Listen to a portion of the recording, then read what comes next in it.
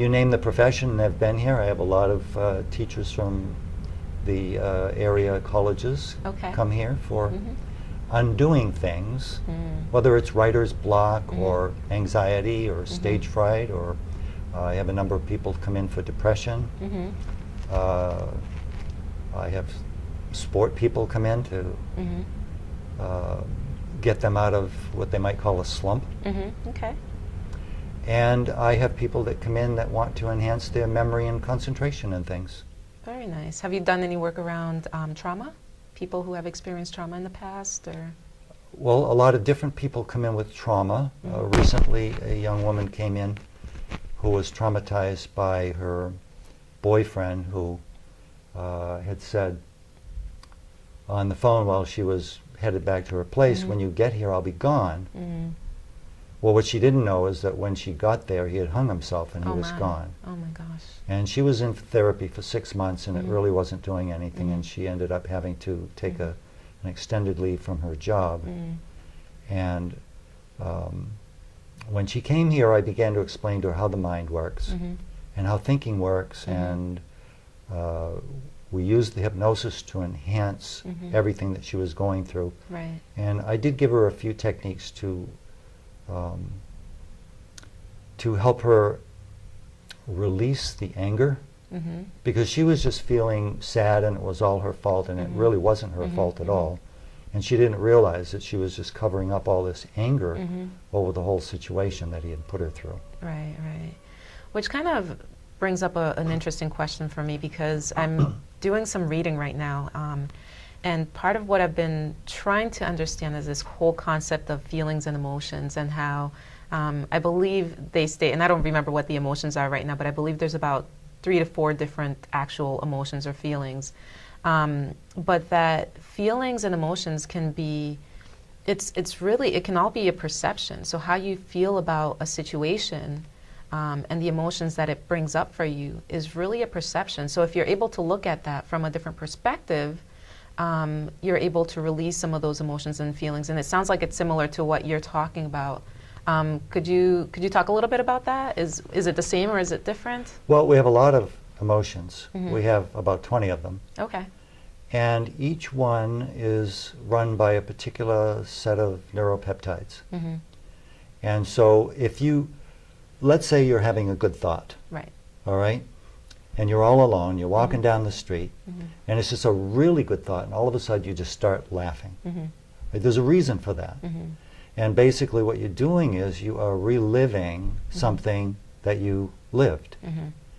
And your brain is sending these neuropeptides through your body, and they are altering the chemical reaction that your body's going through. And so you're having a good time all over again, even though you're just thinking about it. And it's not actually happening in the moment. And it's not happening. So it's not real in the moment, because you're just updating by thinking. Every time you think of an old memory, you're updating it. Right.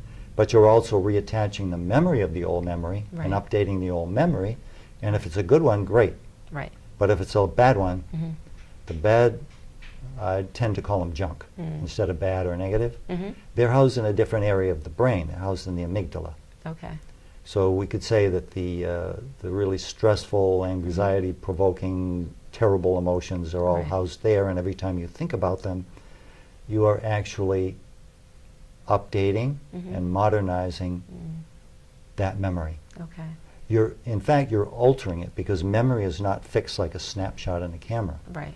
It continually changes every time you think about it. So a certain amount is deleted, and then a certain amount is added to it. So we are good at embellishing old memories. And why do we do that? Why do we, so, and I kind of want to focus a little bit on negative thoughts for a second. Why do we get into these patterns of rethinking and reliving those moments that, you know, have had a negative consequence, or it's affected us in a negative way, and we don't want to remember, but yet we continue to remember those memories, and it continues to affect us.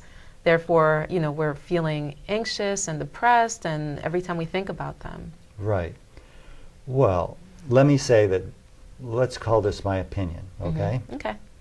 So, when you're born, Right. you're born with a clean slate. Yeah. All right? But there are no limitations that you have outside of your genetic makeup. Okay. Okay? So you're born with this wide open playground. And once you get language, which is around 3, I mean, you've got it when you're starting to get it when you're starting to get it as soon as you start to hear voices. Right. All right? I mean, the human baby practices all sounds known to all human languages, of Right. which there are like thousands Yeah. on the earth. But they start to hone in on the languages that are produced, that they hear in the home. So by the time they're 3, they can ask for things, they can answer questions, they can, pretty Right. much respond. Right. And what I like to say to people is that's the best day of your life, but it's also the worst. Because once you've got language, you're getting everybody else's perspective of everybody else's perspective before them, Right. and you are trying to figure out your own perspective based on everybody else's teachings to you. Right.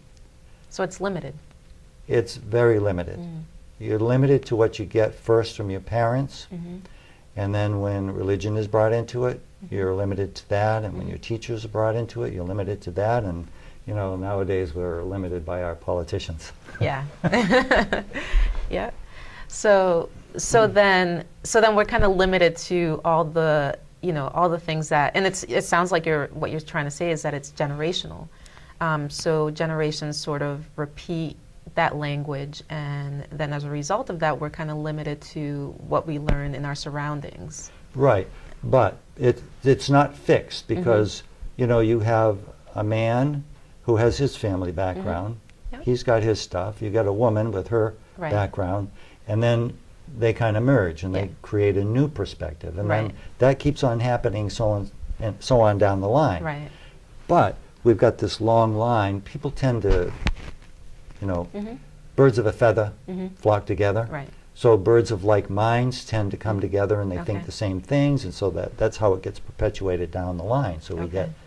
we get good social things, and we get neutral social things, and we get junk social things, and then Right. we're not taught how to wade through all of this stuff and Right. come out to what's the truth. Right. We're delivered the truth.